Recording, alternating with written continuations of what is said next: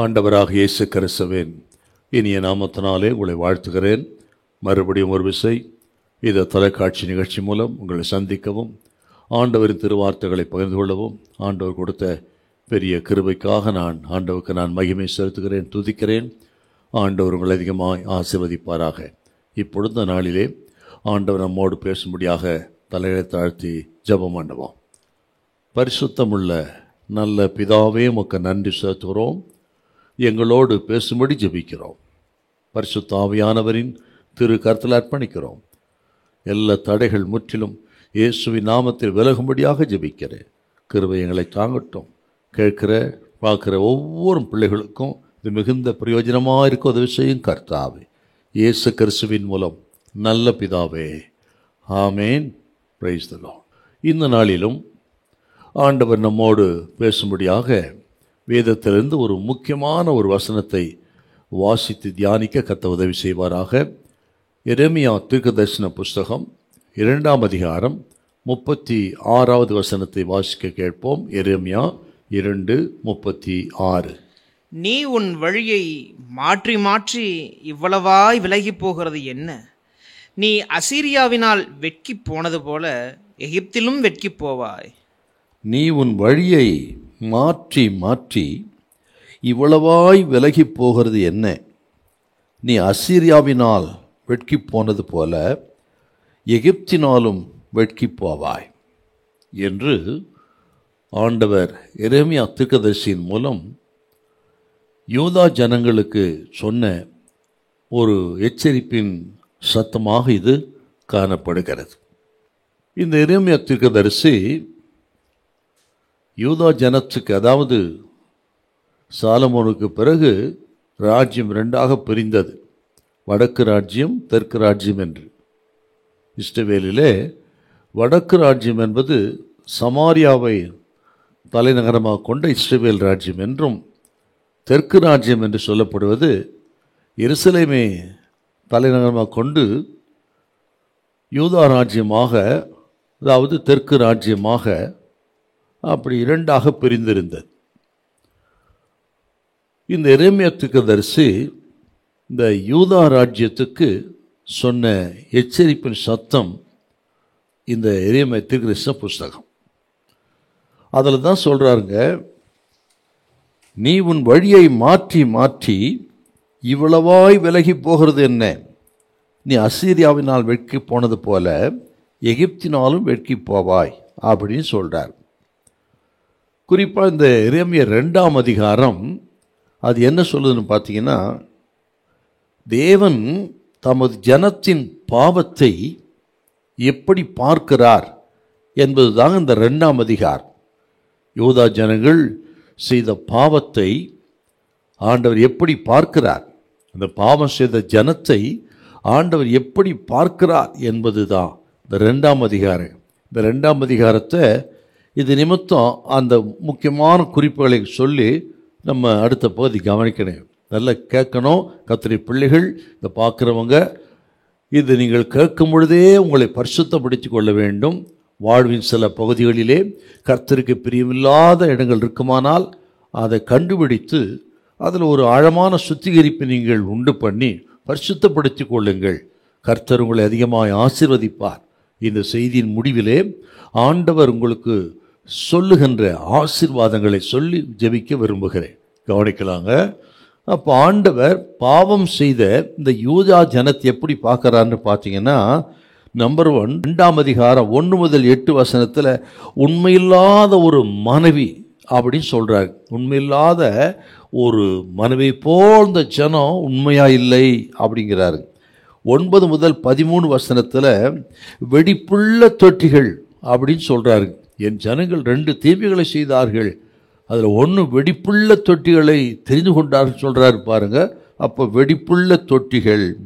அப்புறம் கொள்ளை கொண்டு போன ஒரு அடிமை அப்படின்னு 14லிருந்து 19 வசனத்தில் கொள்ளை போன ஒரு அடிமை பார்க்கறது போல, பாவத்துக்கு பாகாலுக்கு அடிமைப்பட்டு போன ஜனமாக ஆண்டவர் பார்க்குறாருங்க. அப்புறம் பாருங்க 20வது வசனத்தில் பிடிவாதமான ஒரு மிருகம் அப்படிங்கிறாரு. இஸ்ரவேல் ஜனத்தினுடைய அவங்க சுபாவமே வணங்கா கழுத்துள்ள ஜனம், அப்படி பிடரி நரம்பு இரும்பு அப்படின்னு ஆண்டவர் சொல்லுவார். அந்த அளவுக்கு அவர்கள் பிடிவாதமான ஒரு மிருகமாக இருந்தார்கள்.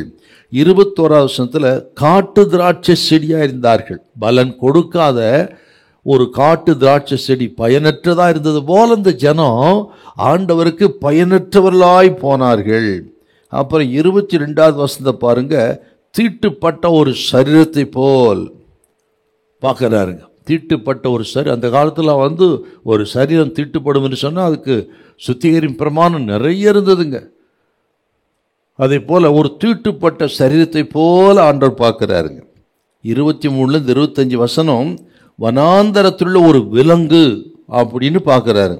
வனாந்தரத்தை வீட்டு விலங்கு இல்லைங்க, வனாந்தரத்தில் இருக்கிற விலங்கு தாறுமாறாய் திரியக்கூடிய மனம் போன போக்கில் போகக்கூடிய ஒரு காட்டு மிருகம் வனாந்தரத்தில் ஒரு மிருகமாக பார்க்குறாரு. பாருங்க எப்படி இருக்கு பாருங்க, பாவம் செய்கிற ஜனத்தை ஆண்டோட பார்வை எப்படி இருக்கு பாருங்க. ஸ்தோத்திரம். அப்புறம் 26 28 வசனத்தில் அவமானத்துக்குரிய ஒரு திருடனை பார்க்க, திருடனே அவமானம், இப்போ அவமானத்துக்குரிய ஒரு திருடன் அப்படின்னா கேவலமான ஒரு திருடனை பார்க்குற மாதிரி பார்க்குறாராம். என்ன பயங்கரம் பாருங்க, ஆண்டவர் பாவம் செய்கிற ஜனத்தை அப்படி பார்க்குறாராம். அப்புறம் நீங்கள் 29 35 வசனத்தை வாசித்து பார்த்து, திருத்த முடியாத பிள்ளைகள் தான், ஆனால் திருத்தவே முடியாத பிள்ளைகளாக பார்க்குறாராம். அப்புறம் கடைசியாக பாருங்க 36 37 வசனத்தில் யுத்த கைதிகளை போல பார்க்கிறார். யுத்த கைதிகளை போல சிறைபிடிக்கப்பட்டு கைதிகளாய் போனதை பார்க்குறார். பாபிலோன் சிறைக்கு சிறைப்பட்டு போகிறாங்களே, அதை ஆண்டவர் பார்க்குறாருங்க. அப்படி பாவம் செய்கிறவர்கள் சிறைப்பட்டு பாபிலோனுக்கு போகிறத பார்க்குறாரு என்றால் யுத்த கைதிகளை பார்க்கிறது போல பார்க்கிறார் என்று சொன்னால் இது எத்தனை பயங்கரமாக இருக்கு பாருங்க. பாவம் செய்கிறவர்கள் ஆண்டவருடைய நாசிக்கு துர்நாற்றமா, ஏசாயா 3 அதிகாரத்தில் அவருடைய கண்களுக்கு அசிங்கமாக இருக்குதா, அவருடைய நாசிக்கு துர்நாற்றமாக இருக்குதா. ஒரு காலகட்டத்தில் அவர் நம்ம விட்டு பாவம் செய்கிற ஜனத்தை விட்டு முகத்தையே திருப்புகிறார். அப்படியே அப்பா, பாவம் செய்கிற ஜனங்களை குறித்து ஆண்டுடைய பார்வை பார்த்தீங்கன்னா பயங்கரமாக இருக்குங்க. ஸ்தோத்திரம். ஆகினால என்ன நடக்குதுன்னு பார்த்தீங்கன்னா, எவ்வளோ சொல்லி கேட்கலங்க. விளைவு கிமு 586 பாபிலோனிலிருந்து நேபுகாத்நேச்சார் படையெடுத்து வந்து எருசலேமை அழித்தான், தேவாலயத்தை தீக்கிரையாக்கினான். அதோடு ராஜாதிபத்தியம் தொலைந்தது. பலிகள் இல்லை, பண்டிகைகள் இல்லை, ஆசாரியன் இல்லை. ஆகவே இஸ்ரவேல் ஜனத்துக்குரிய அடையாளமே இல்லாமல் போயிடுச்சுங்க. பாவத்தின் கொடூரத்தை பார்த்தீங்களா? பாவம் அப்படி நமக்கென்று இருக்கிற அடையாளத்தையே மாற்றிடுதுங்க. இதெல்லாம் நம்ம யோசிக்க வேண்டிய விஷயங்க. ஸ்தோத்திரம். ஆக அப்படி எதுக்கு அப்படி போனான்னு கேட்டிங்கன்னா, இந்த அளவு கொடுமையாக போனாங்கன்னு பார்த்தீங்கன்னா, இவர்கள் ஆண்டவருக்கு உண்மை இல்லை, பாகாலை சேவித்தார்கள், அஸ்தரோத்தை சேவித்தார்கள். ஆண்டவர் இருக்க வேண்டிய இடத்துல பாகாலை வைத்து விட்டார்கள். உண்மை இல்லாத ஜனங்களா போயிட்டாங்க. ஆகவே தான் ஆண்டவர் ரொம்ப துக்கப்பட்டு தான் வேறு வழியே இல்லாமல் அவர்கள் இந்த நிலைமைக்கு அனுப்புகிறாரு. நீங்கள் 2ஆம் அதிகாரத்தில் 11வது வசனம் கொஞ்சம் வாசிங்க. எந்த ஜாதியாவது தேவர்கள் அல்லாத தங்கள் தேவர்களை மாற்றினது உண்டோ என்றும் பாருங்கள். என் ஜனங்களோ வீணானவைகளுக்காக தங்கள் மகிமையை மாற்றினார்கள். கர்த்தர் துக்கப்பட்டு சொல்ற வார்த்தையை பார்த்தீங்களா? இது கேட்கிற அருமையான கர்த்தருடைய பிள்ளைகளே, சோத்திரம். இதோ யூதா ஜனத்துக்கு தான் அந்த காலத்து இல்லைங்க. இன்றைக்கு ஆண்டவர் ரத்தத்தால் கழுவப்பட்ட தேவஜனம். ஆக இந்த காட்டு விலங்குகளைப் போல, திரிகிற விலங்குகளைப் போல மனம் போன போக்கில் போகும் பொழுது ஆண்டவர் சொல்ற வார்த்தைங்கதெல்லாம், எந்த ஜாதியாவது தேவர்கள் அல்லாத தங்கள் தேவர்களை மாற்றினது உண்டோ? தேவர்கள் இல்லாதவர்களை சேவித்ததா கேள்விப்பட்டிருக்கீங்களா? என் ஜனங்களோ வீணானவர்களுக்காக தங்கள் மகிமையை மாற்றினார். இன்னொரு வசனத்தை சொல்றாரு பாருங்க. ஸ்தோத்திரம். 2:32 வாசிங்கள. ஒரு பெண் தன் ஆபரணத்தையும் ஒரு மணவாட்டி தன் ஆடைகளையும் மறப்பாளோ? என் ஜனங்களோ எண்ணி முடியாத நாட்களா என்னை மறந்து விட்டார்கள். பாத்தீங்களா? என்ன ஒரு பயங்கரமான வார்த்தை! ஆண்டோட இருதயம் உடைக்கப்பட்டு அவர் சொன்ன வார்த்தைங்க. ஒரு பெண் தன் ஆபரணத்தையும் மணவாட்டி தன் ஆடைகளையும் மறப்பாலோ, என் ஜனங்களோ எண்ணி முடியாத நாட்கள் என்னை மறந்து விட்டார்கள். பயங்கரமா ஆண்டவர் பேசுறார். அவர்களுக்குள்ளே மதம் இருந்தது, பலிகள் இருந்தது, ஆலயம் இருந்தது, ஆனா ஆவிக்குரிய தன்மை இல்லை. ஆண்டவருக்கு பயப்படுகிற பயம் இல்லை, ஆண்டவருக்கே இடம் இல்லைங்க. ஆகவே தான் இப்படி சொல்றாருப்பா, என் ஜனங்களோ எண்ணி முடியாத நாட்களாய் என்னை மறந்து விட்டார்கள். ஆகாய்த்து நாரை முதலாய் தன் காலத்தை அறியும், என் ஜனங்களோ இந்த காலத்தை அறியவில்லையே அப்படின்னு இந்த இதே மேல நிறைய பேசுவாருங்க. இதை கேட்கிற அருமையான கர்த்தருடைய பிள்ளைகளே, ஸ்தோத்திரம். ஆண்டவரை மறந்த ஜனங்களை குறித்து ஆண்டவருக்கு அத்தனை பெரிய துக்கங்க. அப்புறம் தான் அதெல்லாம் இருந்து பார்த்துட்டு ஒரு காலகட்டத்தில் இவங்களை விட்டுறாரு. ஆண்டவர் கைவிட்டு விட்டா ஒரு மனுஷன் நிலைமை எப்படி இருக்குன்னு அந்த 37வது வருஷம் கொஞ்சம் வாசிங்க. 2:37 எப்படி இருக்கு பாருங்க. நீ உன் கைகளை உன் தலையின் மேல் வைத்துக்கொண்டு, நீ உன் கைகளை உன் தலையின் மேல் வைத்துக்கொண்டு இவ்விடத்திலிருந்து புறப்பட்டு போவாய், இவ்விடத்திலிருந்து புறப்பட்டு போவாய். ஏனெனில் உன் நம்பிக்கைகளை கர்த்தர் வெறுத்திருக்கிறார், அவைகளால் உனக்கு காரியம் வாய்க்காது. என்ன சொல்றாருங்க? தொடர்ந்து எச்சரித்து கீழ்ப்படியாதனால இந்த ஜனங்கள் தங்கள் தலையின் மேல் கைகளை வைத்துக்கொண்டு புறப்பட்டு போவார்கள். அப்படின்னா விலங்கிடப்பட்டு தலைமேல் கைகளை வைத்துக்கொண்டு அவர்கள் பாபிலோனுக்கு சிறைப்பட்டு போவார்கள். அந்த காலத்தில் ஒரு ராஜா ஒரு தேசத்தை ஜெயித்து ஜனங்களை சிறைபிடித்து கொண்டு போனால் அவர்கள் கைகளை விலங்கு போட்டு கட்டி அவர்கள் தலைமேல் கையை வைத்து கொண்டு தான் போவார்கள். அதை சொல்றாருங்க. ஏன்? எச்சரித்தும் கேட்காத பொழுது ஆண்டவர் ஒரு காலகட்டத்தில் விட்டுறாருங்க. நான் அடிக்கடி சொல்றது உண்டு, ஆண்டவர் சிக்ஷித்து சேர்த்துக் கொள்கிறவர்கள் பாக்கியவான்கள். ஆண்டவர் உன் வழியில நீ போ என்று விட்டுவிட்டார் என்றால் அதை போல தேவ பிள்ளைகளுக்கு தண்டனை உலகத்தில் ஒன்றும் கிடையாது. ஆகவே ஆண்டவர் எச்சரிக்கும் பொழுதே, சில சிக்ஷைகள் வரும் பொழுதே மனம் திரும்பி ஆண்டவரத்தில் சேர்ந்துடுங்க. சொல்றாரு பாருங்க, நீ உன் வழியை மாற்றி மாற்றி இவ்வளவாய் விலகி போகிறது என்ன? இதை கேட்கிற கர்த்தருடைய பிள்ளைகளே, உங்களை பார்த்து தான் பேசுறாருங்க. நீ உன் வழியை மாற்றி மாற்றி இவ்வளவாய் விலகி போகிறது என்ன? ஆண்டவருக்கும் இந்த இஸ்ரவேல் ஜனத்துக்கும் யூதா ஜனத்துக்கும் இருந்த உறவு என்னன்னு கேட்டீங்கன்னா, வேதம் முழுவதும் பழைய ஏற்பாட்டு காலமாகட்டும் புதிய ஏற்பாட்டு காலமாகட்டுங்க, ஆண்டவருக்கும் இந்த இஸ்ரவேல் ஜனத்துக்கு இருந்த உறவு எப்படி இருந்ததுன்னா, ஒரு புருஷன் மனைவி உறவு போல. எரேமியா புஸ்தகம் முழுவதும் நீங்க பார்க்கலாம். அது ஒரு மணவாளன் மணவாட்டிக்கு இருந்த உறவு போல இஸ்ரவேல் ஜனத்துக்கு ஆண்டவருக்கு இருந்தது. சீனாய் மலையின் அடிவாரத்திலே தான் இந்த உறவு, இந்த உடன்படிக்கை அவளுக்கு உண்டாகிறது. அப்படித்தான் தம ஜனத்தை ஆண்டவர் பார்க்கிறாருங்க. ஆனால் அவர்கள் கீழ்ப்படியாமல் போன பொழுது அதை சொல்லியே கர்த்தர் வேதனைப்படுவாருங்க. நீங்க ஒரு வசனத்தை வாசிங்களேன். 3ஆம் அதிகாரம் 20வது வசனம். 3ஆம் அதிகாரம் 20வது வசனம். ஒரு மனைவி தன் புருஷனுக்கு துரோகம் செய்வது போல இஸ்ரவேல் வம்சத்தாராகிய நீங்கள் எனக்கு துரோகம் செய்தது மெய். பார்த்தீங்களா? ஒரு மனைவி தன் புருஷனுக்கு துரோகம் செய்தது போல அப்படின்னா, பழைய ஏற்பாட்டு காலத்தில் ஆண்டவருக்கும் இஸ்ரவேல் ஜனத்தின் உறவு கணவன் மனைவி, மணவாளன் மணவாட்டி உறவுங்க. புதிய ஏற்பாட்டு காலத்தில் அப்படித்தாங்க. இதை கேட்கிற கர்த்தருடைய பிள்ளைகளே, ஆண்டவராக இயேசுவின் ரத்தம் கழுவப்பட்ட ரட்சிக்கப்பட்ட ஜனமே, நமக்கும் ஆண்டவர் இயேசுக்கு இடையே இருக்கிற உறவு எப்படிப்பட்ட உறவு? அதுவும் மணவாளன் மணவாட்டி உறவு தான். புதிய ஏற்பாட்டில் எத்தனை இடத்து சொல்ல உங்களுக்கு. குறிப்பா பவுல் எழுதுறார் பாருங்க, 2 கொரிந்தியர் 11ஆம் அதிகாரம் 2வது வசனம். 2 கொரிந்தியர் 11:2. நான் உங்களை கற்புள்ள கன்னிகையாக கிறிஸ்து என்னும் ஒரே புருஷனுக்கு ஒப்பு கொடுக்க நியமித்தபடியால். கற்புள்ள கன்னிகையாய் கிறிஸ்து என்னும் ஒரே புருஷனுக்கு நியமிக்க ஒப்பு கொடுத்தபடியால். பார்த்தீங்களா? அப்ப கிறிஸ்து மணவாளன், சபை மணவாட்டி, நம்ம எல்லாம் மணவாட்டி. நமது ஆண்டவர் இயேசு மணவாளனா இருக்கிறார். எபேசியர் 5ஆம் அதிகாரம் அதுக்கு பெஸ்ட், அருமையான ஒரு அதிகாரங்க.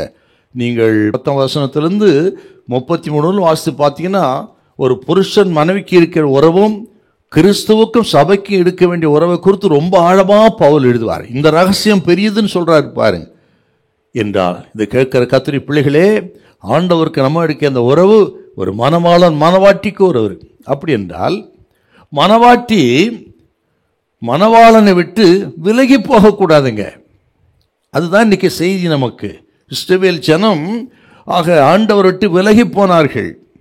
நித்திய விவாகத்துக்கு நியமித்துக் கொள்ளப்பட்டவர்கள் ஆக மணவாளனாகி ஆண்டவர் விட்டு விலகி போனார்கள். என்றால் இந்த கால நேரத்தில் இப்படி ஆண்டவரோடு ஆழமான உறவு கொண்ட நாம் மணவாளனை விட்டு எந்தெந்த விதத்தில் விலகி போகக்கூடாதுங்கிறது தான் நமக்கு செய்தி இன்றைக்கு. மணவாளனை விட்டு ஒரு மனைவி விலகி போகக்கூடாது. அதை போல நம்ம ஆண்டவரை விட்டு நாம் எந்தெந்த காரியங்களிலே விலகி போகக்கூடாது என்று ஒரு சில குறிப்புகளை சொல்லி நம்ம ஜெபிக்க போகிறோம். ஸ்தோத்திரம். கவனிங்கள், உங்களுக்கு பிரயோஜனமாக இருக்கும். உங்களுடைய வாழ்க்கை திரும்ப கட்டப்படும். ஆண்டவரோருக்கு உறவு சீர்படுத்தப்படும். கர்த்தர் மறுபடியும் தூக்கி எடுப்பார். நீங்கள் மிகுந்த கனிகளை கொடுப்பீர்கள். கர்த்தர் உங்களை ஆசீர்வதிப்பார் என்று மனதார வாழ்த்துகிறேன். அல்லேலூயா, பிரைஸ் தி லார்ட். முதல்ல புருஷனை விட்டு மனைவி விலகி போகக்கூடாது. அதே போல் ஆண்டவரின் வீட்டை விட்டு விலகாதே. முதல் குறிப்பு, ஆண்டவரின் வீட்டை விட்டு விலகாதே. இப்போ எரேமியா 2ஆம் அதிகாரம் 8வது வசனம். கர்த்தர் எங்கே என்று ஆசாரியர்கள் சொல்லாமலும் வேதத்தை போதிக்கிறவர்கள் என்னை அறியாமலும் இருந்து மேய்ப்பர்கள் எனக்கு துரோகம் பண்ணினார்கள். மேய்ப்பர் எனக்கு துரோகம் பண்ணினார்கள். தீர்க்கதரிசிகள் பாகாலை கொண்டு தீர்க்க தரிசனம்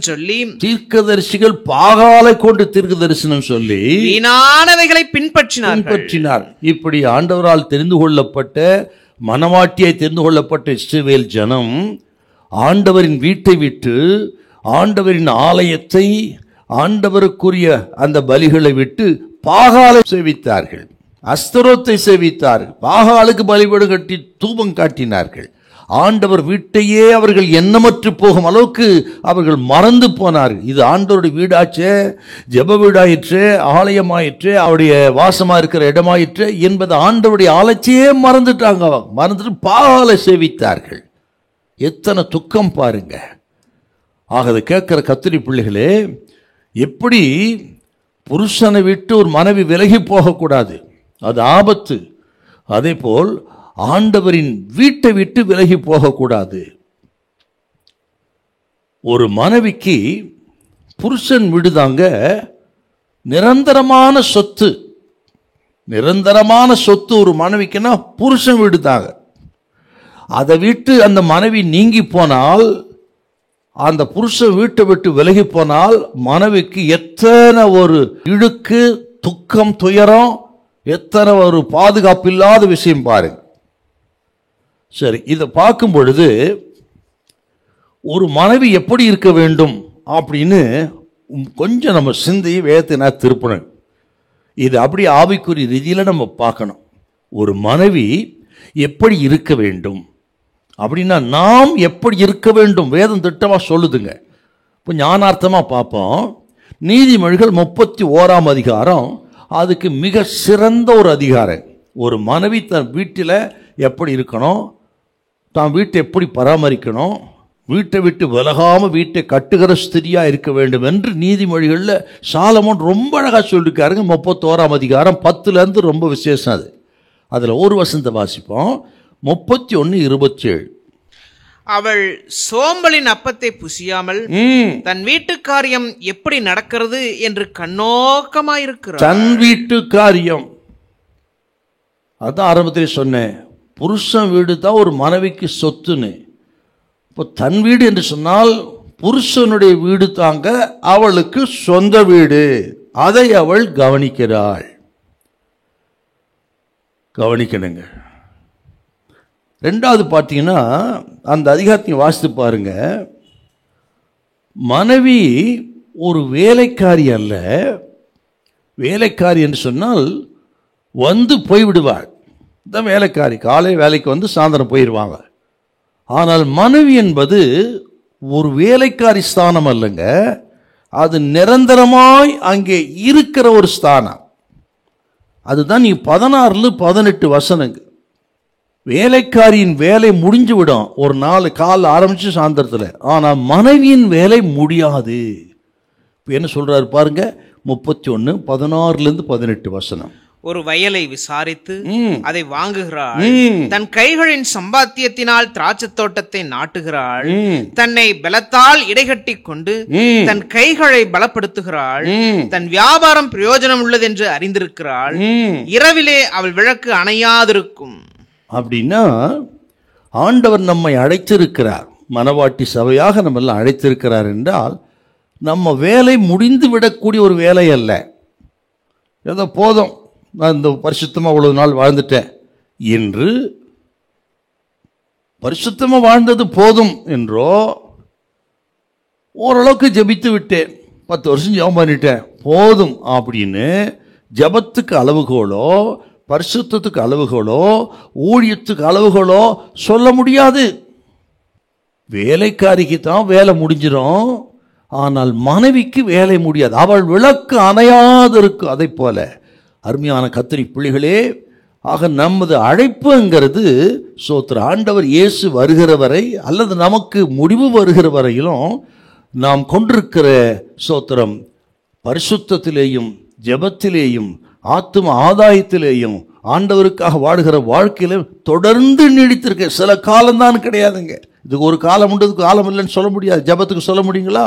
பரிசுத்தத்துக்கு சொல்ல முடியுமா? நிச்சய நம்பிக்கைக்கு சொல்ல முடியுமா? முடியாதுங்க.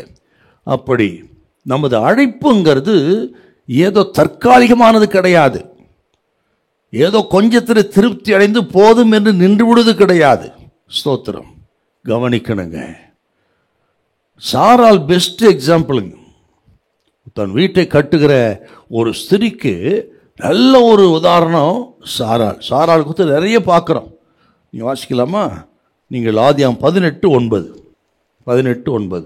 அவர்கள் அவனை நோக்கி, உன் மனைவி சாராள் எங்கே என்றார்கள். அதோ கூடாரத்தில் இருக்கிறாள்.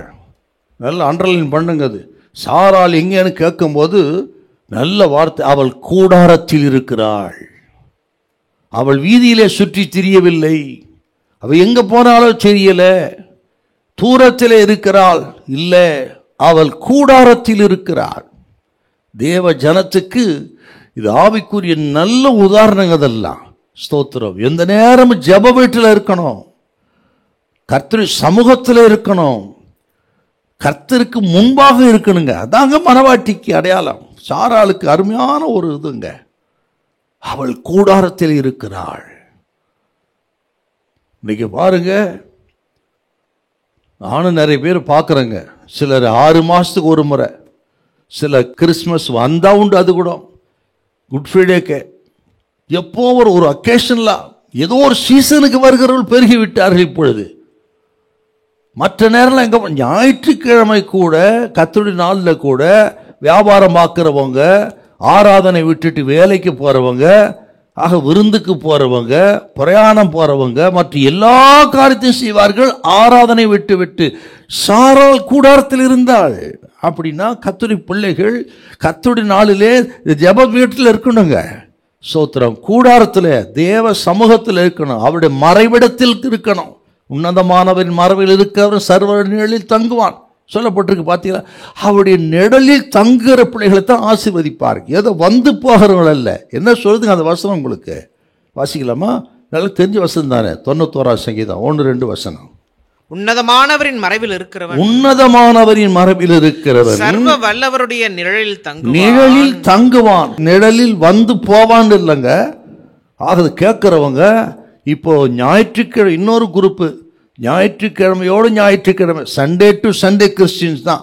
அதன் பிறகு ஆலயத்து பக்கமோ தேவ சமூகமோ இதெல்லாம் கிடையாதுங்க. ஒரு கடமைக்காக. No no no no. இதை கேட்குற கர்த்தருடைய பிள்ளைகளே, சண்டே டு சண்டே கிறிஸ்டியன்ஸ் ஒன்றுத்துக்கும் ஆகாது. நீங்கள் ஒன்றா திருப்தி பட்டுக்கிடலாம்.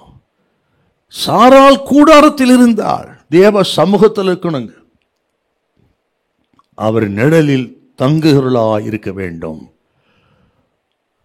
மனைவி தன் புருஷனுடைய வீட்டை விட்டு விலகக்கூடாது என்றால் தேவ சமூகத்தை விட்டு ஜெப வீட்டை விட்டு, தேவனை விட்டு, தேவனுக்குரிய காரியங்களை விட்டு விலகாதிருக்கிறவர்கள். நீ விலகி போகிறது என்ன? உன் வழியை மாற்றி மாற்றி கவனிக்கணுங்க. அதே நேரத்தை சாரால குறித்து பார்க்குறோம். ஆனால் தீனால குறித்து பார்த்தீங்கன்னா, நீங்கள் ஆதியாகமம் 34:1 அதுக்கு நேர்மாறான வாழ்க்கை அவளுது.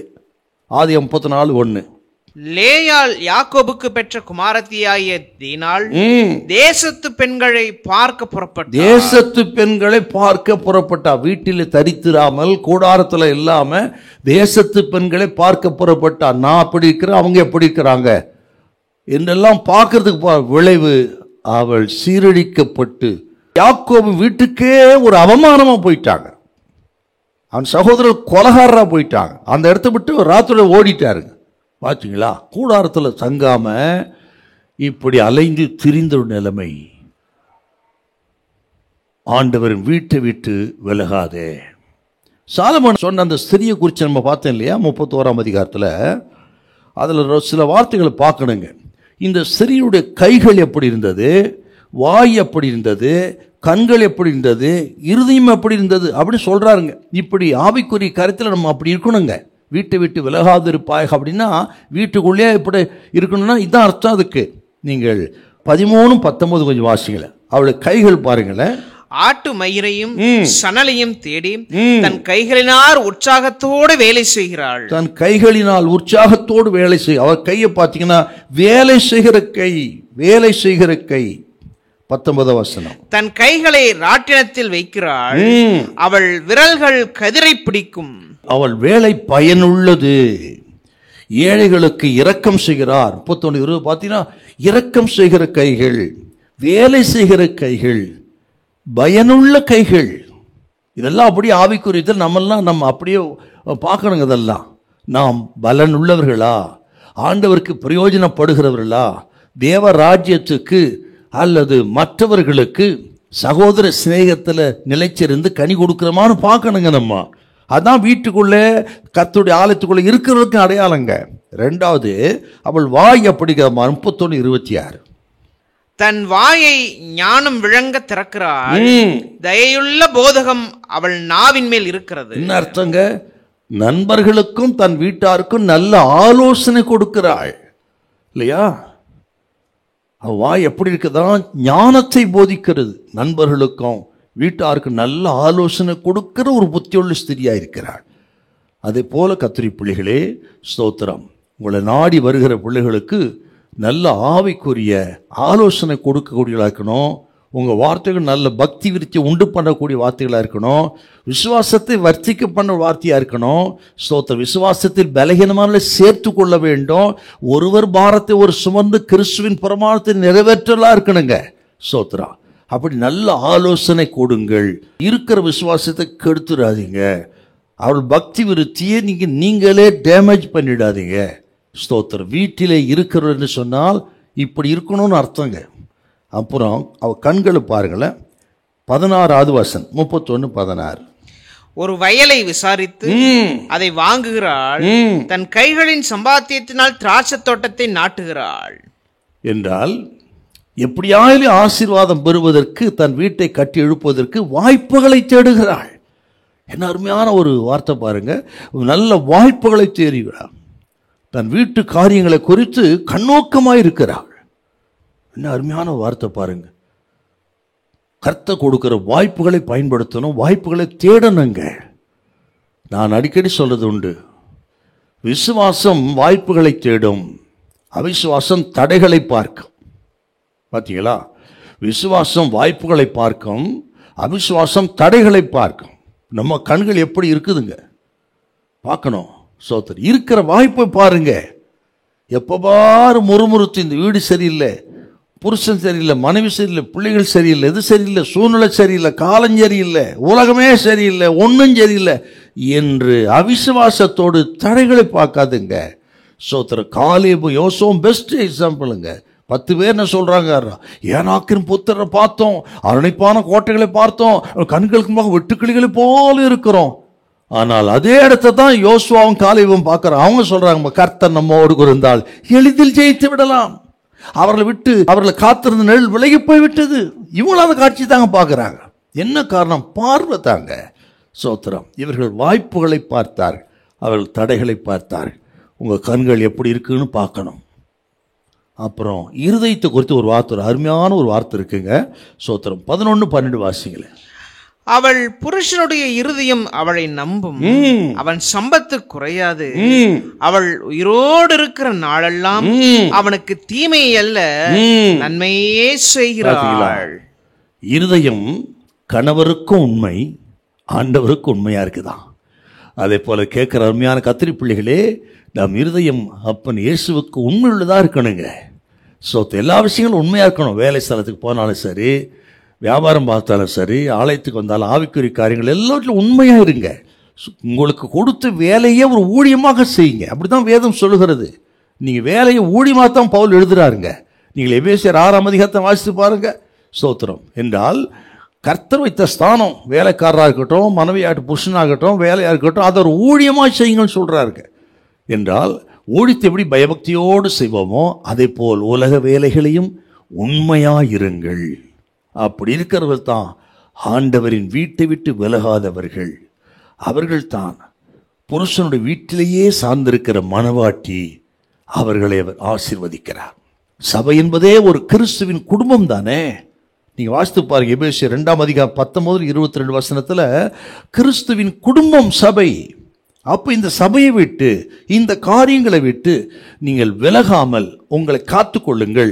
ஆவிக்குரிய அழகுள்ளவர்களாய், ஸ்தோத்திரம், உள்ளான அழகுள்ளவர்களாய், கீழ்ப்படிதல் உள்ளவர்களாய், வீட்டிலே தரித்திருக்கிறவர்களாய், ஜெப வீடு, உங்கள் வீடே ஜெப வீடாக இருக்கும்படி ஸ்தோத்திரம் ஆண்டவருடைய காரியங்களிலே நீங்கள் எப்பொழுது கவனமாய் ஆண்டவருக்கு முதலிடம் கொடுத்து இருந்து விட்டார் ஒரு குறை அப்பா வைக்க மாட்டாருங்க. ஸ்தோத்திரம். முதலாவது தேவராஜ்யத்தை நீதியும் தேடுங்கள், இவளெல்லாம் கூட கொடுக்க முடியும் சொன்னது போல எல்லாவற்றையும் கொடுத்து குறைவில்லாமல் நடத்துவார். ஹல்லேலூயா. இப்போ சொல்றாரு பாருங்க, நீ உன் வழியை மாற்றி மாற்றி இவ்வளவாய் விலகி போகிறது என்ன? இப்போ புருஷனுடைய வீட்டை விட்டு மனைவி விலகக்கூடாது. அப்போ ஆண்டவரின் வீட்டை விட்டு விலகாதே. மிக எளிதாய் நீங்கள் புரிந்து கொள்ளத்தக்க விதத்தில் இந்த வசனத்தை சொல்கிறேன், உங்களுக்கு கவனிக்கணும். 2வது, ஆண்டவரின் பராமரிப்பை விட்டு விலகாதே. 2:21 எரேமியா 2:21. நான் உன்னை முற்றிலும் நற்கனிதரும் உயர்குல திராட்சை செடியாக நாட்டினேன். நான் உன்னை உயர்குல திராட்சை செடியாக நாட்டினேன். நீ எனக்கு காட்டு திராட்சை செடியின் ஆகாத கொடிகளாய் மாறி போனது. நீ எனக்கு காட்டு செடியின் ஆகாத கொடிகளாய் போனது என்ன?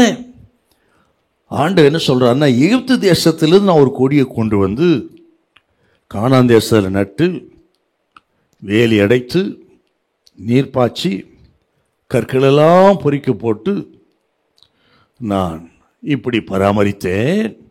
ஆனால் நீங்களோ பலன் தருகிற திராட்சை கொடியா இல்லாம ஆகாத கொடிகளாய் போனது என்ன அப்படின்னு கேட்கிறார்.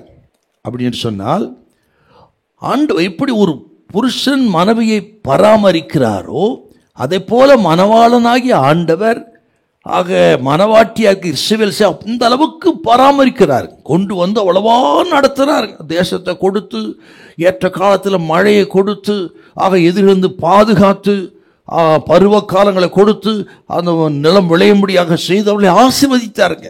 அவர் அவ்வளவா பராமரிக்கிறார்.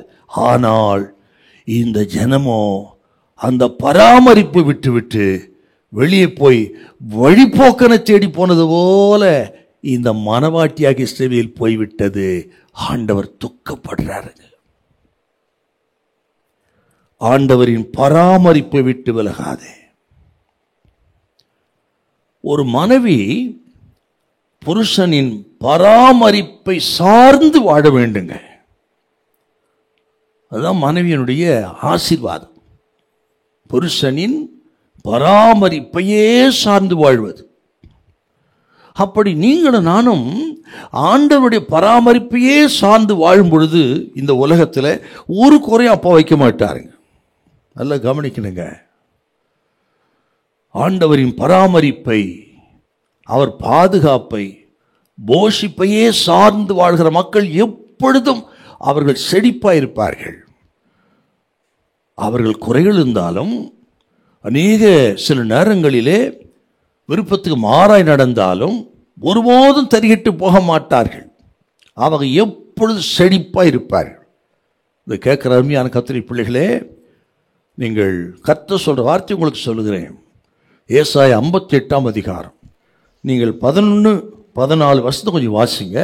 இப்போ ஆண்டவருடைய பராமரிப்பே நீங்கள் சார்ந்து வாழ்ந்தா, அவர் நடத்துகிற மக்களாக இருந்து விட்டா எப்படி ஆசீர்வதிப்பார். இன்னைக்கு பாருங்க, ஆண்டவருடைய பராமரிப்பை நம்புறதில்ல, அவர் நடத்துதலுக்கு ஒப்பு கொடுக்கறதில்ல. ஆண்டவரே என்ன நடத்தணும்னு ஜெபமானதெல்லாம் குறைஞ்சி விட்டது. இப்போ உலக பிரகாரமாக பணத்தை வைத்து கொண்டு பலத்தை வைத்து கொண்டு அதை இஷ்டம் போல. ஆனால் ஒரு நாள் தோல்வி அடையும்பொழுது தான் ஆண்டவரே திரும்பி வராங்க. கவனிங்க, ஆண்டவரை சார்ந்து பராமரிப்பை சார்ந்து வாழ்ந்து விட்டார். ஆண்டவரே சொல்றாரு பாருங்க, ஏசாயா 58:11-14.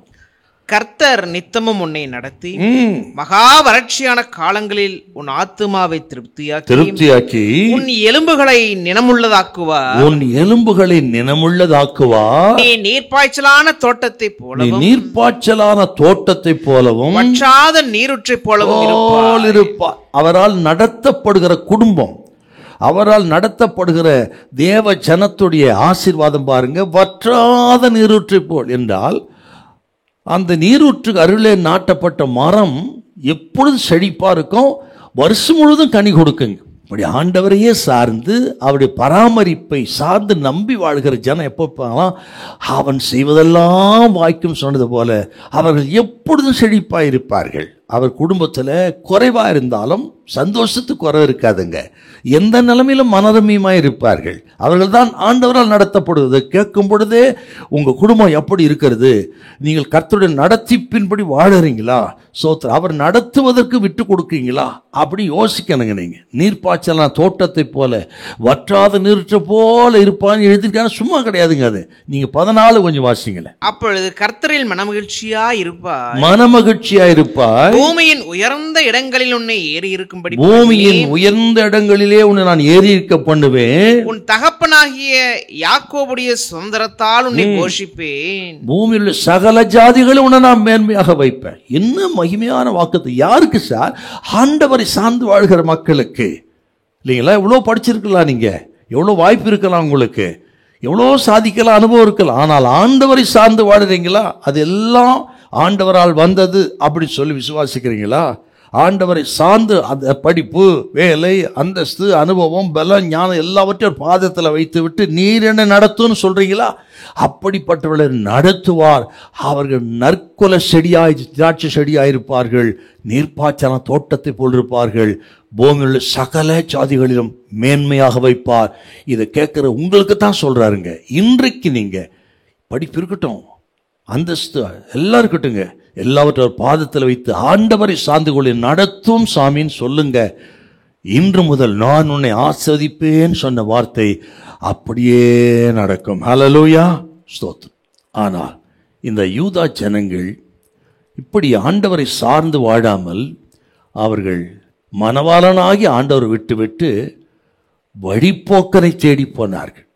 ஒரு மனைவி புருஷனை விட்டுட்டு வழிபோக்கனை தேடி போனால் எப்படி இருக்குங்க? அப்படித்தாங்க வேதத்தில் சொல்றாருங்க. அவர் எப்படி இருக்கும் பாருங்க. யூதா ஜனம் அப்படி ஆண்டவர் விட்டு விட்டார்கள். வழிபோக்கனை போன சொன்னா பாகாலை சேவித்தார்கள். திரும்ப திரும்ப சொல்லுவாருங்க. நீங்க 2ஆம் அதிகாரம் 11, 2ஆம் அதிகாரம் 13, 2ஆம் அதிகாரம் 21, 2ஆம் அதிகாரம் 7 இதெல்லாம் நீ வாசித்து பாருங்க. அந்த ஜனம் ஆண்டவர் விட்டு வழிபோக்கனை தேடி போனது போல போனாங்களாம். மனைவி புருஷனை விட்டு வழிபோக்கனை தேடி போனா எப்படி எத்தனை துக்கம், அவமானம், அதை போல் இந்த ஜனம் இருந்தார்கள். சோத்திரம். நீங்க ஒரு வருஷத்தை வாசிங்க. நீங்கள் 2:13. என் ஜனங்கள் 2 தீமைகளை செய்தார்கள். ஜீவ தண்ணீர் ஊற்றாகிய என்னை விட்டு விட்டார்கள். தண்ணீர் நிற்காத தொட்டிகளாகிய வெடிப்புள்ள தொட்டிகளை தங்களுக்கு வெட்டி கொண்டார்கள். பாத்தீங்களா? வெடிப்புள்ள எவ்வளவுதான் தண்ணி ஊத்தினாலும் நிற்காத ஒரு வெடிப்புள்ள தொட்டி தெரிந்து கொண்டார்கள். ஜீவ தண்ணீர் ஊற்றாகிய ஆண்டவரை விட்டுட்டு ஒன்னுத்துக்கும் பிரயோஜனப்படாத பாகாலை சேவித்தார். அப்படி துக்கமா சொல்றாருங்க. ஆண்டுடைய இருதயம் உடைஞ்சு போயிருதுங்க, நொறுங்கி போயிருது. ஏன்னா மணவாளனை விட்டுட்டு மணவாட்டி வழிபோங்கிற தேடி போயிட்டா இந்த மணவாளன் இது எப்படி உடையும்? அப்படி ஆண்டவருடைய இருதயம் உடைஞ்சு தான் அந்த 2:31 அவர் சொல்றார்.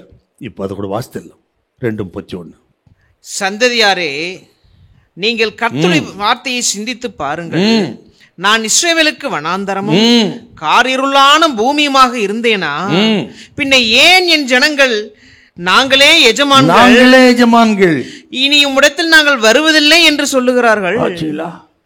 ஆண்டவர் துக்கப்பட்டு சொல்ற, இப்படி நான் உங்களை பராமரித்து பாதுகாத்து தேசத்தில் பூமியில உங்களை போல உயர்ந்த ஜாதி ஒண்ணுமில்லன்னு உயர்த்தி வைத்தேன். ஆனால் என் ஜனங்களோ பாகாலை செவித்து வழி போகிற தேடி போயிட்டாங்களே, வெடிப்புள்ள தொட்டி தெரிந்து போய்விட்டார்களே. ஓ, என் ஜனங்களோ எண்ணி முடியாத நாட்களை என்னை மறந்து விட்டார்கள். ஒரு மனைவி தன் புருஷனுக்கு துரோகம் செய்த போல என் ஜனம் எனக்கு துரோகம் செய்தார் என்று ஆண்டவர் நொறுங்கி பேசுறாங்க. நான் பொறுத்து நான் இளைத்து போனேன். அவர் தாங்க சொல்றார். அப்படி அடே அப்பா, இதை கேட்கிற அருமையான கத்திரி பிள்ளைகளே, கொஞ்சம் யோசிக்கணும். ஆண்டவரை தேடாம உங்க சுய பலம், சுய ஞானம், வேற எதையோ தேடி நீண்ட நாட்கள், எண்ணி முடியாத நாட்கள் அவர் மறந்துட்டு, ஜபத்தை மறந்துட்டு, மனம்போன போக்களை வழியை மாற்றி மாற்றி விலகி போனா, இதை கேட்கிற நீங்கள் அப்படி இருந்தால் உங்களை குறித்து அவருடைய இருதயம் உடைந்து நொறுங்கி போகிறது என்பதை நீங்க மனசுல வைக்கணுங்க. நீங்க நமது ஆண்டவர் இயேசுவும் அவன் நமக்கு நல்ல மனவாளன் பார்த்தோம். சபை மனவாட்டி சபை. இப்ப நம்மை அவர் அப்படித்தான் பழைய ஏற்பாட்டு காலத்தில் பழைய ஏற்பாட்டு சபை எப்படி போஷித்து காப்பாற்றினாரோ அதை காட்டில் மேன்மையாய் நமது மனவாளன் இயேசு கிறிஸ்து நம்மை போஷித்து காப்பாற்றுகிறவராய் இருக்கிறார். சபை என்று சொன்னால் இரத்தத்தால் கழுவப்பட்ட நீங்களும் நானும் தான் சபை. அப்படிப்பட்ட நம்மை அவர் எப்படி போஷித்து காப்பாற்றுறார் அவர் சொல்றார் பாருங்க. பவுல் எழுதுறாரு எபேசியர் 5ஆம் அதிகாரத்தில் 29 கொஞ்சம் வாசிங்களேன். 5:29. தன் சொந்த மாம்சத்தை பகைத்தவன் ஒருவனும் இல்லையே, கர்த்தர் சபையை போஷித்து காப்பாற்றுகிறது போல ஒவ்வொருவனும் தன் மாம்சத்தை போஷித்து காப்பாற்றுகிறார். கர்த்தர் சபையை போஷித்து காப்பாற்றுகிறார். இரத்தத்தால் மீட்கப்பட்ட ரட்சிக்கப்பட்ட ஜனத்தை ஆண்டவர் போஷித்து காப்பாற்றுகிறார். கவனிக்கணுங்க. ரட்சிக்கப்பட்ட ஜனமே, தேவ ஜனமே, கர்த்தர் சொல்றார், உங்களை நான் திக்கற்றவர்களாக விடேன். ஆண்டவர் சொன்ன வார்த்தைங்க அது. நான் உன்னை விட்டு விலகுவதும் இல்லை, உன்னை கைவிடுவதும் இல்லை. உன் தலையில முடியெல்லாம் எண்ணப்பட்டிருக்கிறது. அவர்களை ஒன்றாக சித்தம் இல்லாமல் கீழே விடவில்லை. அநேக அடைக்கலாம் கூறி பாட்டிங்கள் விசேஷமானவர்கள் அந்த ஸ்தானத்தில் நம்ம வைத்திருக்கிறாருங்க. ஓ, இதை கேட்கிற கர்த்தருடைய பிள்ளைகளே, கர்த்தன் வைத்த ஸ்தானம் ஆச்சரியமானதுங்க. எபேசியர் 1:3 வாசி பாருங்க. ஆவிக்குரிய சகல ஆசீர்வாதங்களை நம்மை ஆசீர்வதித்திருக்கிறார். ஆசீர்வதித்திருக்கிறாருங்க. சமாதானம், சந்தோஷம், மகிழ்ச்சி, சோத்திர, நித்திய நம்பிக்கை, இதெல்லாம் கொடுத்து தேவன் நம்மை ஆசீர்வதித்திருக்கிறார். நம் சாபங்கள் எல்லாம் போக்கி இருக்கிறார். நம்மை ஐஸ்வர்யங்களை மாற்றுவதற்கு அவர் தரித்திரராய் சிலுவைக்கு போனாருங்க. அந்த அளவுக்கு சபையை போஷித்து காப்பாற்றுகிற நல்ல மனவாளன் நமது ஆண்டவர் இயேசு. நாம் ஆராதிக்கிற இயேசு, இரத்தத்தால் கழுவப்பட்ட தேவ ஜனமே, அவர் நம்ம போஷித்து காப்பாற்றுகிறார்னா இத்தனை ஆசீர்வாதங்கள் வைத்திருக்கிறார். நம்ம தான் தரித்திர போல் நினைச்சுக்கிட்டு நம்ம முறுமுறுத்து உட்காந்துருக்கோம். அது கேட்கிற கர்த்தருடைய பிள்ளைகளே, அப்படி ஆசீர்வதிக்கப்பட்ட ஜனம் நம்ம. கவனிங்க, எப்படி போஷித்து காப்பாற்றாருன்னா ஆண்டவரே சொன்ன டீச்சிங் இருக்குதுங்க. சூப்பர் டீச்சிங்க. மத்தேயு 6ஆம் அதிகாரம் 25 34 வசனத்துல ரொம்ப அருமையா சொல்லிருப்பாருங்க. நீங்க ஒரு 2 வசனத்தை வாசிங்க. 25 26 மட்டும் வாசிங்க. 6 25 26. ஆகையால் எண்ணத்தை உண்போம், எண்ணத்தை குடிப்போம் என்று உங்கள் ஜீவனுக்காகவும், எண்ணத்தை உடுப்போம் என்று உங்கள் சரீரத்துக்காகவும் கவலைப்படாதிருங்கள் என்று உங்களுக்கு சொல்லுகிறேன். ஆகாரத்தை பார்க்கிலும் ஜீவனும், உடையை பார்க்கிலும் சரீரமும் விசேஷித்தவைகள் அல்லவா? ஆகாயத்து பட்சிகளை கவனித்து பாருங்கள். அவைகள் விதைக்கிறதும் இல்லை, அறுக்கிறதும் இல்லை, களஞ்சியங்களில் சேர்த்து வைக்கிறதும் இல்லை. அவைகளையும் உங்கள் பரமபிதா பிழைப்பூட்டுகிறார். அவைகளை பார்க்கலாம் நீங்கள் விசேஷித்தவர்கள் அல்லவா? இதை உங்களுக்கு எல்லாம் நல்லா தெரிஞ்சு வேத போதீங்க. இதுல ஆண்ட சொல்றது அப்படி சுருக்கமா, ரத்தன சுருக்கமா சொல்ற மாதிரி உங்களுக்கு எப்படி போஷிக்கிறாராம். நீங்கள் அவர் போஷிக்கிறார், ஆகாரத்தை கொடுத்து உடுத்துகிறார், நல்ல உடையை கொடுத்து, சாலமோன் கூட உடுத்துனதில்லை, உடுத்துகிறார். அப்புறம் பாதுகாக்கிறார். 3 ஆசீர்வாதங்கள்: போஷிப்பு, உடுத்துதல், பாதுகாப்பு. இந்த 3ஐயும் கொடுக்கிறாராம். அவன் சபையை கர்த்தர் போஷித்து காப்பாற்றுகிறது போல என்று சொன்னால், இரத்தத்தால் மீட்கப்பட்ட ஜனத்துக்கு அத்தனை ஆசீர்வாதம். ஒருவேளை ரட்சிப்பின் அனுபவம் இல்லாமல் இருந்தா உங்களுக்கு கர்த்தர் சொல்றாருங்க, ஏன் காரியம் வாய்க்கல, ஏன் உங்களை போஷிக்கப்படலை, எவ்வளோ கஷ்டப்பட்டு சம்பாதிச்சு சாப்பிட முடியல. கவனிங்க நல்லா, அவர் இரத்தத்தால் மீட்கப்பட்ட அவர் ஜனத்துக்கு சொல்றாருங்க, அவர் போஷிக்கிறார், உடுத்து வைக்கிறார், பாதுகாக்கிறார். இல்லையா?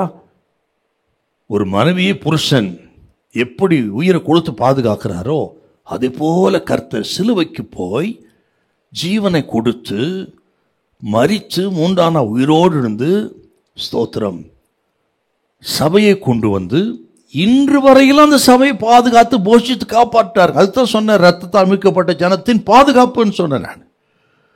அப்படி ரட்சிக்கப்படாத ஜனமா இருந்தா இன்றைக்கு ஒப்பு கொடுங்கள், ரட்சிப்பின் அனுபவத்தை பெறுங்க. இத்தனை ஆசீர்வாதங்கள் கர்த்தர் நமக்கு கொடுக்கிறார். சரிங்க, இது என்ன சொல்லுந்த பகுதி? இப்படி ஏன் ஆசீர்வாதம் இல்லை நமக்கு? சில நினைக்கலாம், நானும் ரட்சிக்கப்பட்டிருக்கிறேன், ஏன் இல்லைன்னா, நீங்கள் ஆண்டவருக்கு முதலிடம் கொடுத்து இந்த உணவு, உடை போன்ற இந்த உலக பிரகாரமான ஆசீர்வாதத்தை 2ஆவதாக வைங்க. முதலிடம் ஆண்டவருக்கு கொடுத்து இந்த உலக பிரகார தேவைகளை 2ஆவதாக வைங்க. ஒரு குறைன்னு வைக்க மாட்டேன்னு சொல்கிறாங்க. அதான் முதலாவது தேவராஜ்யத்தை நீதியும் தேடுங்கள், அப்போ எல்லாம் கூட கொடுக்கப்போன்னு சொன்னால் 6:33. ஆனால் நம்ம என்ன பண்ணிட்டோம், முதல்ல உணவு, உடை, உலக பொருள், ஆசீர்வாதம், இதில் முதல்ல வச்சுட்டோம். ஆண்டவர் 2ஆவது, 3ஆவது, 4ஆவது வச்சுட்டோம். ஆகவே தான் என்னதான் கஷ்டப்பட்டாலும் ஒன்றும் நிற்கலை, போஷிப்பில்லை, பாதுகாப்பில்லை, உடுத்த முடியவில்லை. பார்த்தீங்களா எங்க ரகசியம் இருக்குது பாருங்க. ஆகவே கர்த்தர் சொல்றாருங்க, இன்றைக்கு அத்தியாவசிய தேவைகளுக்காக நீங்கள் கடுமையாக உடைங்க, எதிர்காலத்துக்காக ஆண்டவரை நம்பியிருங்கள். அதுதான் இந்த ஸ்டேட்மெண்ட். மறுபடியும் சொல்லுகிறேன், இன்று அத்தியாவசிய தேவைகளுக்காக கடுமையாக உடைங்கள், நாளை எதிர்காலத்துக்கு ஆண்டவரையே சார்ந்து கொள்ளுங்கள். நீங்கள் ஒருபோது ஒரு குறை அப்பா வைக்க மாட்டார். நான் ஒரு சேலஞ்சாக வசனத்தை சொல்கிறேன் உங்களுக்கு. இதை கேட்குற தேவ பிள்ளைகளுக்கு நீங்கள் அப்படியே இதை ஏற்கணும். ஏற்று நடந்தால் கர்த்தர் உங்களை ஆசீர்வதிப்பது அதிக நிச்சயம். இப்போ பாருங்கள், லூக்கா 22:35 கொஞ்சம் வாசிங்களேன். லூக்கா 22:35. பின்னும் அவர் அவர்களை நோக்கி, நான் உங்களையும் பணப்பையையும் சாமான் பையையும் பாதரட்சிகளும் இல்லாமல், பாதரட்சி இல்லாம, பணப்பையும் இல்லாம நான் அனுப்பின போது ஏதாயிலும் உங்களுக்கு குறைவா இருந்ததா? ஏதாயிலும் குறைவா இருந்ததா அப்பா கேட்கிறாரு. சீசர்லாம் அனுப்புறாரு, நீங்க போகப்பா என் ஊழியத்துக்கு அப்படின்னு. பணப்பையெல்லாம் கொண்டு போகாத, பாதரட்சி கொண்டு நீ போ இருக்கிறபடியே அப்படின்னு புறட்டு போயிட்டாங்க. இப்போ திரும்பி வர்றாங்க. அப்பா கேட்கிறாரு பாருங்க, வாசிங்க. குறைவா இருந்ததா என்றார். அவர்கள் ஒன்றும் குறைவா இருந்ததில்லை. எல்லா சீசர்களும் கோரஸா சொல்றாங்க, ஒன்றும் எங்களுக்கு குறைவா இருந்தது இல்லை. பாத்தீங்களா? இன்னும் ஒரு பெஸ்ட் எக்ஸாம்பிள்ங்க. இப்படி ஆண்டவரை சார்ந்து, அவர் பராமரிப்பையே சார்ந்து, ஒரு புருஷனுடைய பராமரிப்பை மனைவி சார்ந்து வாழ்வது போல ஆண்டவரை சார்ந்து வாழ்ந்து விட்டார். கர்த்தர் சொல்ற ஒரு குறையும் அப்பா வைக்க மாட்டார். முதலிடம் ஆண்டவருக்கு கொடுத்து விட்டார். 2வது இடத்துல உலக பொருளையும் உணவையும் உடையும் வைத்து விட்டார். கர்த்தர் சொல்ல ஒரு குறையும் இல்லாமல் கர்த்தர் உங்கள் நல்ல சமாதானத்தினால், சந்தோஷத்தினால், மகிழ்ச்சியினால் நடத்துவார். அநேக ஜாதிகளுக்கு கடன் கொடுப்பீர்கள், நீங்கள் கடன் வாங்காதிருப்பீர்கள். Hallelujah, praise the Lord, praise the Lord. ரகசியம் அதுதாங்க. அதனால தான் ஆண்டவர் ஆகாயத்தை பரவிப்பாரு, காட்டு புஷ்பத்தை பாரு, காகத்தை அவர் எதுக்கு சொல்றாருன்னா, எதுக்கு இதெல்லாம் அடையாளம் வைக்கிறாருன்னா, ஸ்தோத்திரம், அவைகளெல்லாம் போஷிக்கிற நான் உங்களை போஷிக்க மாட்டேன்னா உங்க தேவை எனக்கு தெரியும் சொல்றாருங்க. உங்களுக்கு என்னது தேவை என்று நான் அறிந்திருக்கிறேன். அதுதான் அந்த அடையாளத்தை வைக்கிறாருங்க. இது கேட்கிற கர்த்தருடைய பிள்ளைகளே, ஆண்டவருக்கு எல்லாம் தெரியும். உங்கள் தேவைகள் எல்லாம் ஆண்டவருக்கு தெரியும். ஸ்தோத்திரம். அவரை நம்புங்க, முதலிடம் அவர் கொடுங்க, அவரை சார்ந்து கொள்ளுங்கள். ஒரு குறையில்லாம கர்த்தர் உங்களை அற்புதமாய் நடத்துவா. தேவன் தம்முடைய எல்லா நிலைகளிலும் பிலிப்பியர் 4:19 ஸ்தோத்திரம், குறைவெல்லாம் கிறிஸ்து இயேசுவுக்குள் நிறைவாக்குவார். ஒரு குறை அப்பா வைக்க மாட்டார். ஹல்லேலூயா. ஒரு கருத்தை சொல்லி அடுத்த குறிப்பை நான் பார்க்கணும் சுருக்கமா.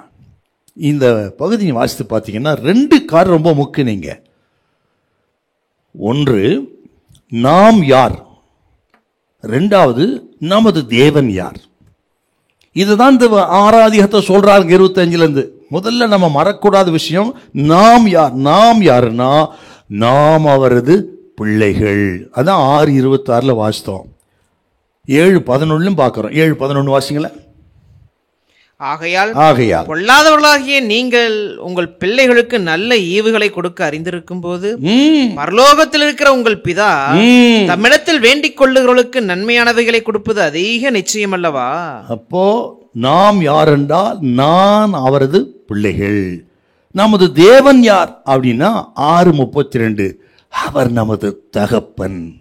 6:32 இவைகளெல்லாம் அஞ்ஞானிகள் நாடி தேடுகிறார்கள், இவைகளெல்லாம் உங்களுக்கு வேண்டியவைகள் என்று உங்கள் பரமபிதா அறிந்திருக்கிறார். பிதா, ஃபாதர், தகப்பன் அறிந்திருக்கிறார். கேட்கிற கத்திரி பிள்ளைகளே, அவரையே நம்பியிருக்கிற தேவ ஜனமே, அவரை தகப்பனாக ஏற்றுக்கொண்டு நடத்துகிற பிள்ளைகளை கர்த்தர் சொல்ற ஒரு குறை வைக்க மாட்டார்கள். பயப்படாதிருங்கள். ஸ்தோத்திரம். ஆனால் அவர் பராமரிப்பு விட்டு வெளியே போய்விட்டார், ஒன்றுக்கு உதவ மாட்டேங்கிறதையும் மனசில் வைக்கணும். சொல்கிறார் பாருங்க, வழியை மாற்றி மாற்றி இவ்வளவாய் விலகி போகிறது என்ன ஆசீர்வாதம் இல்லையா? ஏன் கொஞ்சம் யோசிச்சு பார்த்து மறுபடியும் ஆண்டவருடைய பராமரிப்பு திரும்புங்கள், கர்த்தர் குறையில்லாமல் நடத்துவார். ஹல்லேலூயா. நமது இலக்கு கோல் எல்லாம் ஸ்தோத்திரம். முதலிடம் பரலோக ராஜ்யமாக இருக்கட்டும், ஆண்டவராக இருக்கட்டும். உணவுடையே நமது இலக்கு கிடையாது. அது 2வது 3வது வைங்க, ஒரு குறை வைக்க மாட்டார். ஹல்லேலூயா. சரி, 3வது, ஆண்டவரின் அன்பை விட்டு விலகாதே. ஆண்டவரின் அன்பை விட்டு விலகாது. புருஷனை விட்டு மனைவி விலகக்கூடாது அப்படின்றத பார்த்துட்டு வரோம். அதில் ஆண்டவரின் வீட்டை விட்டு விலகாதே, ஆண்டவரின் பராமரி விட்டு விலகாதே. 3வது, ஆண்டவரின் அன்பை விட்டு விலகாதே. எரேமியா 2:6 என்னை விட்டு தூரப்பட்டு மாயை பின்பற்றி வீணராய் போகிறதற்கு என்னிடத்தில் என்ன அநியாயத்தை கண்டார்கள்? ஆண்டவர் கேட்கிறார். எவ்வளோ அன்பான ஆண்டவருங்க. என்னை விட்டு தூரப்பட்டு மாயை பின்பற்றி வீணராய் போவதற்கு என்னிடத்தில் என்ன அநியாயத்தை கண்டீர்கள்? என்ன ஒரு மனதுருக்கம், என்ன ஒரு அன்புங்க ஆண்டவருக்கு. அவர் நினைச்சிருந்தா ஒரு நிமிஷம் நிக்கிரகம் பண்ணியிருப்பாரு. இந்த ஜனத்தை பார்த்து கேட்கிறாரு, என்னை விட்டு மாயை பின்பற்றி வீணராய் போவதற்கு என்னிடத்தில் என்ன அநியாயத்தை கண்டீங்கப்பா நீங்க? நமது ஆண்டவருக்கு ஒரு பேர் இருக்குதுங்க, தமது ஜனத்துக்காக வைராக்கிய வாஞ்சை கொள்ளுகிற தேவன். அப்படி ஒரு பேர் இருக்குதுங்க ஆண்டவருக்கு. எங்கன்னு பார்த்தீங்கன்னா யோவேல் 2ஆம் அதிகாரம் 18 கொஞ்சம் வாசி. யோவேல் 2:18 அப்பொழுது கர்த்தர் தமது தேசத்துக்காக வைராக்கியம் கொண்டு தமது ஜனத்தை கடாட்சிப்பார். இப்போ நமது ஆண்டவர் வைராக்கியம் கொள்ளுகிற தேவன், தமது ஜனத்துக்காக வைராக்கியம். இப்போ இந்த வைராக்கியம் என்ற வார்த்தை பார்த்தீங்கன்னா ஹீப்ரூவில் கானா அப்படின்னு வருதுங்க. கானா அப்படின்னு வருது, QANAH, கானான்னு வருது.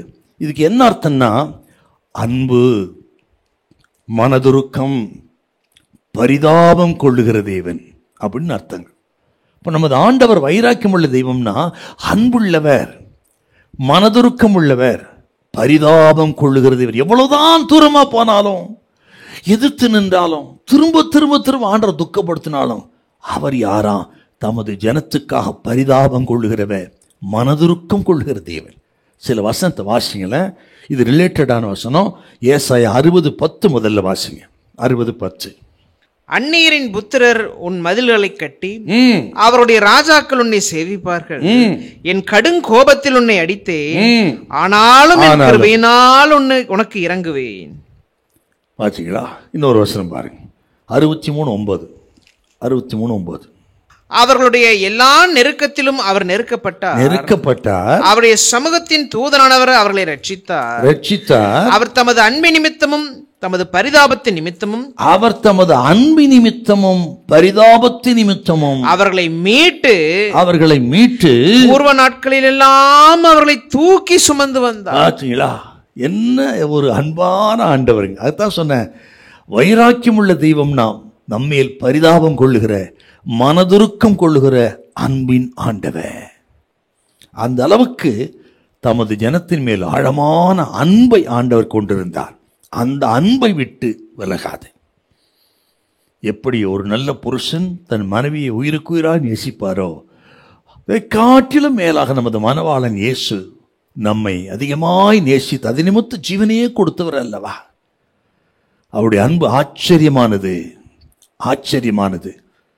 இதை நான் சொல்லுவதற்கு உன்னத பாட்டிலிருந்து இந்த அன்பை குறித்து, ஆண்டவரின் அன்பின் ஆழத்தை குறித்து உன்னத பாட்டில் ஒரு வசனம் வருதுங்க, 2 வசனம்.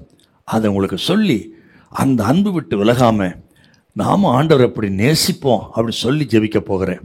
நீங்கள் உன்னத பாட்டு 8ஆம் அதிகாரம் 6-7 வசனம். நீர் என்னை உமது இருதயத்தின் மேல் முத்திரையைப் போலவும் உமது புயத்தின் மேல் முத்திரையைப் போலவும் வைத்துக் கொள்ளும். நேசம் மரணத்தை போல் வலிது, நேசம் மரணத்தை போல் வலிது, நேச வைராக்கியம் பாதாளத்தை போல் கொடிதாயிருக்கிறது. அதன் தழல் அக்கினி தழலும் அதன் ஜுவாலை கடும் ஜுவாலையுமாய் இருக்கிறது. தண்ணீர்கள் நேசத்தை அவிக்க மாட்டாது, வெள்ளங்களும் அதை தணிக்க மாட்டாது. ஒருவன் தன் வீட்டில் உள்ள ஆஸ்திகளை எல்லாம் நேசத்துக்காக கொடுத்தாலும் அது முற்றிலும் அசட்டை பண்ணப்படும். ஆண்டவர் 4 விதமான ஆழமான அன்புங்க பார்க்கலாங்க. ரொம்ப அருமையான பகுதிங்க அது. ஸ்தோத்திரம். நேசரின் அன்புன்னா இயேசு கிறிஸ்துவின் அன்பு எப்படிப்பட்டதான், அப்படியே வரிசையா சொல்றேன், வாசித்த வசனம் தானே சொல்றேன் பாருங்க. ஆண்டவரின் அன்பு மரணத்தால் அழிக்க முடியாது, மரணத்தினால் அழிக்க முடியாது. ஆண்டவர் நம்மை அன்பு கூர்ந்ததினால் அவர் மரணத்துக்கு போனார், மரணத்தை ஏற்றுக்கொண்டார், சிலுவை மரணத்தை ஏற்றுக்கொண்டார் நம்மேல் கொண்ட அன்பினால். என்றால் அன்பு மரணத்தால் அழிய முடியாதது ஒன்று. 2வது, அன்பு அக்கினினால் அழிக்க முடியாது இல்லையா. அந்த 6 மறுபடியும் வாசிக்க பார்க்கலாம். அக்கினினால் அழிக்க முடியாத அன்பு. நேசம் மரணத்தை போல் வலிது, நேச வைராக்கியம் பாதாளத்தை போல் கொடிதா இருக்கிறது. அதன் தழல் அக்கினி தழலும், அக்கினி தழலும் அதன் ஜுவாலை கடும் ஜுவாலையுமாய் இருக்கிறது. அப்படின்னா என்ன அர்த்தம்? ஸ்தோத்திரம். அன்பு அக்கினினால் அழியாதது. வெள்ளம் போல சத்துரு வந்தா கூட, பணம், உலகம், மனிதர்கள், எதிரிகள், வியாதி, பலகீனம் வெள்ளம் போல வந்தாலும் ஸ்தோத்திரம், என்னத்தான் வந்தாலும் சரிங்க, ஸ்தோத்திரம், ஆண்டவர் அன்பு அதெல்லாம் மேற்கொள்ளும். ஸ்தோத்திரம். அவருடைய அன்பு அதற்காக இதெல்லாம் வந்தா கூட எல்லாவற்றையும் கர்த்தர் நமக்காக அதெல்லாம் சந்தித்து நமக்காக வெற்றி கொடுத்து அவர் நம்ம எல்லாம் மீட்டெடுப்பார் அப்படின்னு அர்த்தங்க. ஸ்தோத்திரம். அன்பு அக்கினினால் அழிக்க முடியாதது. எத்தனை தான் நமக்கு விரோதமாக இருந்தாலும் சரி, ஒருவேளை நாமே விலகி போனாலும் சரி, அவர் அன்பு மாறாதது. அப்புறம் பாருங்க, தண்ணீரினால் மூழ்கடிக்க முடியாது. 7வது வாசி கேட்டோம். தண்ணீரினால் மூழ்கடிக்க முடியாது. ஸ்தோத்திரம். மூழ்கடிக்கவோ ஆழத்தில் போட்டு புதைத்து விடவே முடியாது. ஆண்டவருடைய அன்பு அத்தனை ஆழமானதுங்க. ஸ்தோத்திரம்.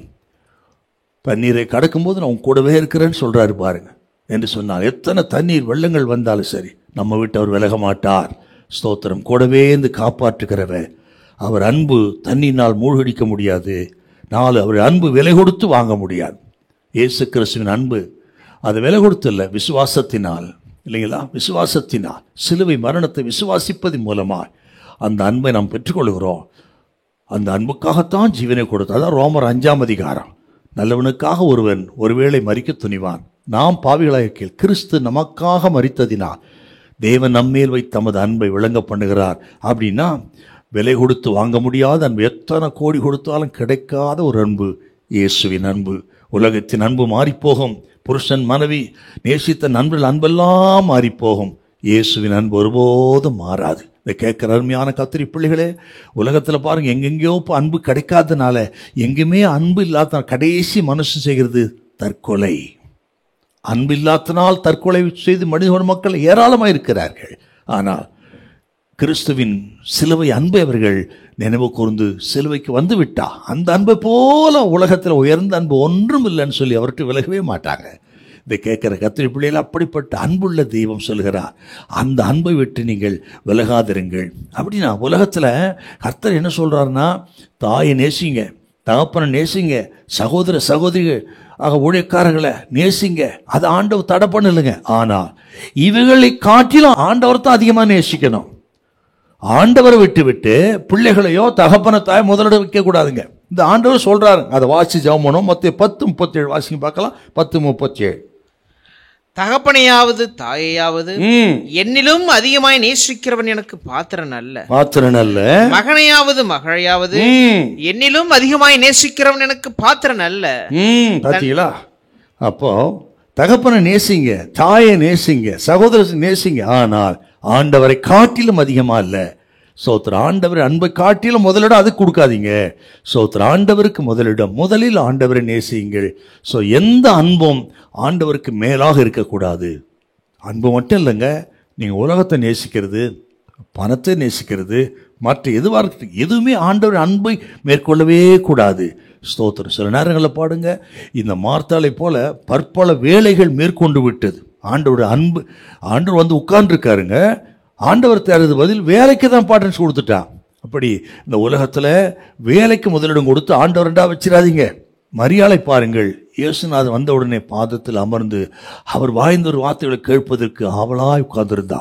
அப்பா சொல்றாரு, இவ்வளோ தன்னை விட்டு எடுபடாத நல்ல பங்கை தெரிந்து கொண்டாள். ஆண்டவருக்கு முதலிடம்.